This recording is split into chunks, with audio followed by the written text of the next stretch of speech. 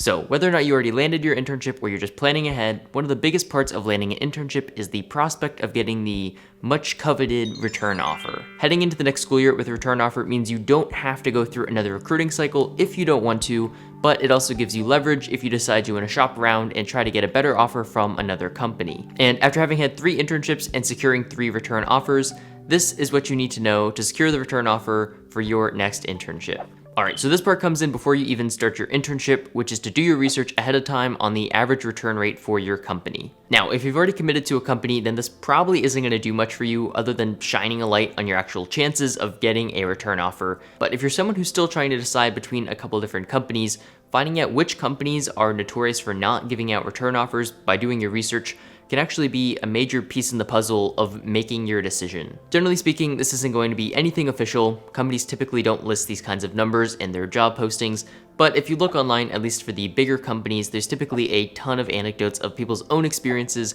which can give you a bit of an idea of what your chances are of actually getting a return offer. Now, I realize for some people this probably doesn't seem like a very big point, but I've seen companies that have return rates in the 30% range and other ones in the 90% range, which is a huge difference. So if your goal is to not have to go out for interviews next year and just not to worry about the next recruiting season, you should definitely take a look at this and do your research and pick a company that has a high return offer rate, because otherwise your chances are just going to be significantly lower regardless of how you do during the internship.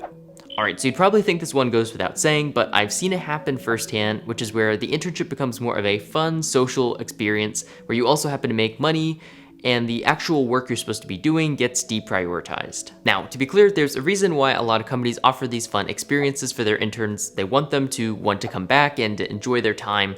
But on the flip side, they're also taking that 3 months to evaluate you. And it's not just about cranking out huge amounts of work. Obviously, it looks good to finish your projects and have something to show for yourself over the course of the summer, but you also want to demonstrate that you're eager to learn and that you want to take on challenges. And given how short internships are, it's generally not expected that you're going to be able to do that much, whether it's completely ramping up on a huge legacy codebase or undertaking this massive project from scratch and having it done by the end of the internship. But showing genuine interest and effort while still having fun and enjoying the other parts of being an intern is going to make a big difference in demonstrating your potential and just what kind of employee you would be. Communicating expectations is probably one of the best things that you can do in order to, 1, just make your internship a success, but 2, also increase your chances of getting a return offer. If you're lucky, where you're working will be pretty transparent in terms of talking about your performance, so instead of just having your manager tell you, well, if you do a good enough job, then maybe we'll give you a return offer, you could actually have some more concrete metrics that you're trying to hit and just having performance checkpoints all the way through the summer, so you always know more or less whether or not you're on track. Out of the 3 internships that I had, only one of them actually did this well, which when in doubt, and just as a good rule of thumb in general, do your best and aim high, but it does help a lot mentally to know whether or not you're going in the right direction and what your manager expects from you, as opposed to spending the entire summer in the dark and just hoping that everything's gonna work out in the end. And even if you don't feel like you can really communicate these things with your manager or they just don't really want to talk about it, you can always try to talk to other full-time employees who were previously interns and just get their perspective. And this is also probably an easier way to have a casual conversation instead of bringing it up to your boss.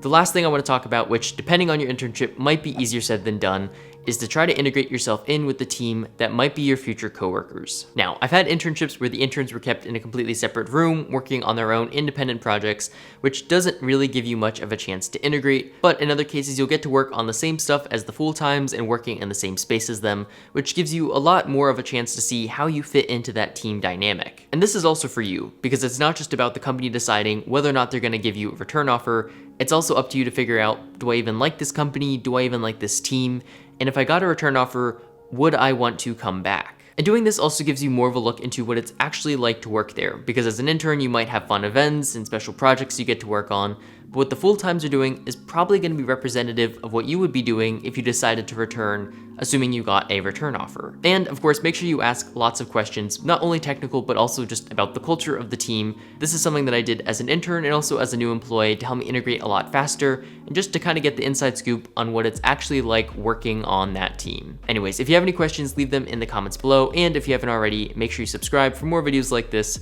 That's it. Thanks so much for watching, and I'll catch you guys in the next one.